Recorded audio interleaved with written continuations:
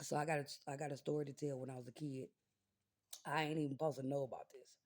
So when I was a kid, I had an aunt that was, I guess, I don't know if you want to call her Creole, whatever you want to call her. She looked black, but they was from Louisiana.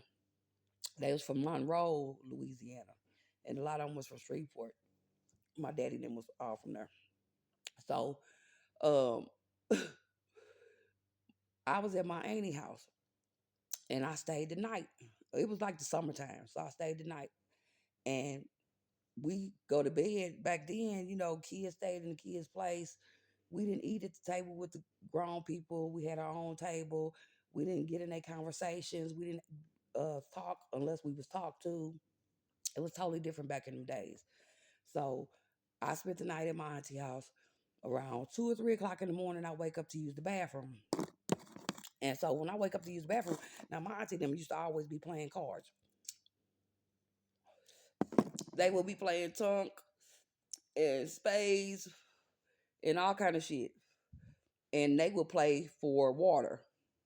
It used to be for liquor, but after they stopped drinking, they play for water.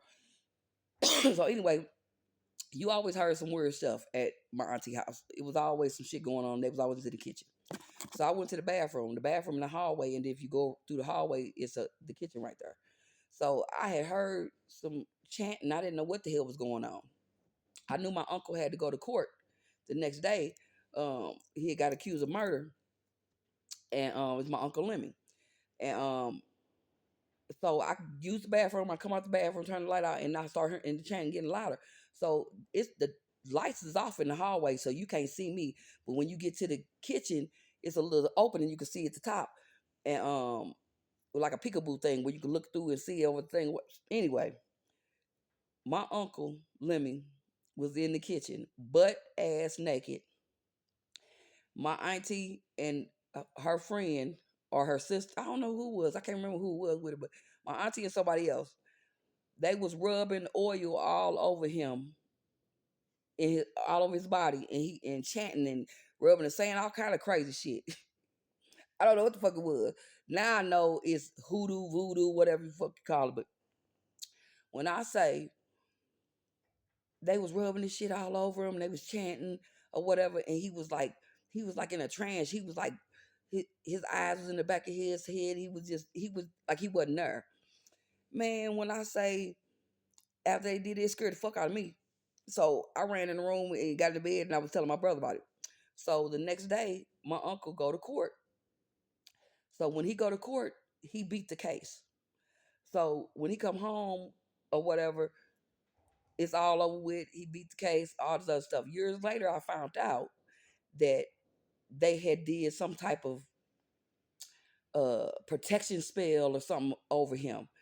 And when I say it worked, my uncle Lemmy is living today, and he still well he old now, so he ain't gonna do nothing. Drink a little bit, he chill. But back in the day, he was a motherfucker. But he to this day, uh, he is free, and some dude got murdered, and he never went to jail for that shit or whatever. So they can't take him to jail now because shit. I mean, shit, that was years ago.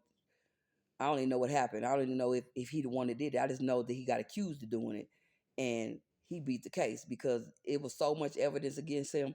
I don't know what the hell they did, but after that, I was scared of my auntie, and I ain't go over there that much. I stayed away from her. Now, don't get me wrong, she loved the fuck out of me. But I never made her mad because I was scared she would do something to me. Ain't that a shame?